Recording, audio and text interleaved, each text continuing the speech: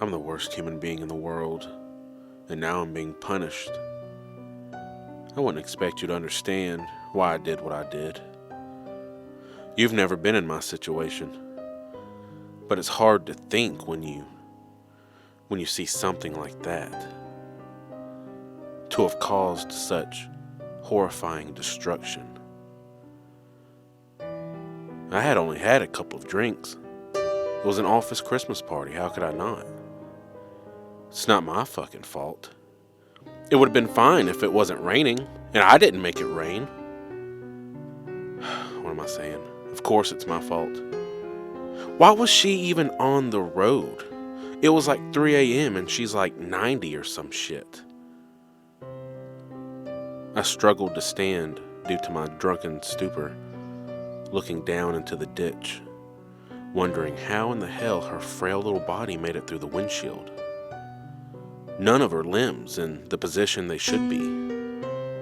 Her head laid next to her body, mouth wide open like she was screaming. I don't want to go to prison. It was an accident. There's no point to call emergency services, right? I'm fine. My car can drive, and she's dead. There is no emergency. I didn't pass a single car as I drove home, leaving the mangled Prius and even more mangled corpse in the ditch. That night I fell into the deepest, most peaceful sleep I ever had. The next morning I went about my usual routine. Shower. Nothing better for a hangover than a hot shower. Breakfast. I've got to stop getting Frosted Flakes. They barely frost them anymore. Brush teeth. Why do my gums bleed when I floss? Is that what gingivitis is? I'll make an appointment next week. My reflection stared back with judgment. You killed a woman. You killed a woman and you left her in a fucking ditch. You're a piece of shit. You're a fucking monster that deserves to die. But I'm not in prison. It's Saturday, so I need to get groceries. I haven't looked at the news. I'm afraid to. Are they looking for a gray F-150? I sure as hell shouldn't drive mine. I guess I'll have ramen noodles instead. What the fuck is that popping noise? I keep seeing shadows move. Now I can't make out the shapes, just abstract forms.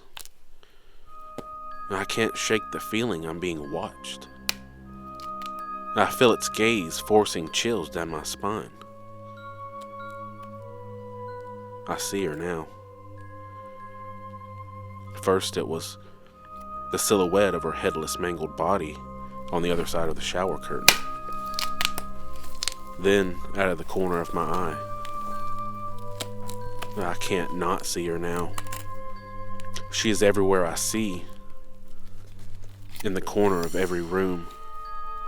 In every reflection. In my every peripheral. I hear her disfigured form popping as she paces at the foot of my bed as I pretend to sleep. The endless sound of her disconnected and broken bones rubbing against each other. The popping is louder now. Constant. Like she's circling me at all times. What do you want? I'm sorry, okay? It was an accident. I turned to stare at the crippled form for the first real time. How can you even stand? Her displaced and jagged bones that protrude out of her thin paper-like skin, somehow supporting its own weight. I stare into the eyes that bulge from the severed head held in the figure's arms. Do you want me to kill myself? Is that what you want? Because I'll gladly do it at this point. I grab my gun, cock it, then put it to my head. I can't live like this. I can't live with you. You fucking bitch. I'd rather just end it.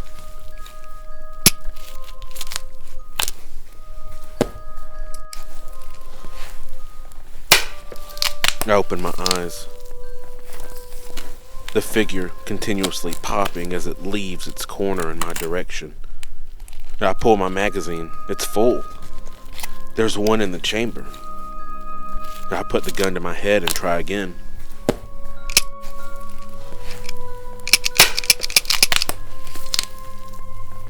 Why am I not dead? Is this not what you want? I fix my aim on the monstrosity, which is now 3 feet from me. I pull the trigger. The bullets pass right through her. I drop to my knees. I can hear her popping frame standing over me. I bury my head between my knees. Please just kill me. Just let it be over. Just fucking kill me. I wake up in a puddle of my own vomit, just as the police bust through my door. A female cop screams when she makes her way through the doorway.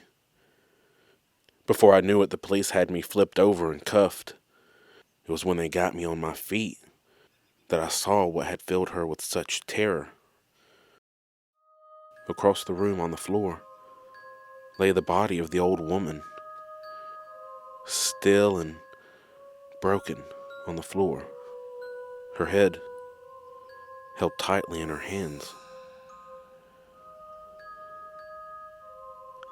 They labeled the wreck a drunken accident and me a sick son of a bitch.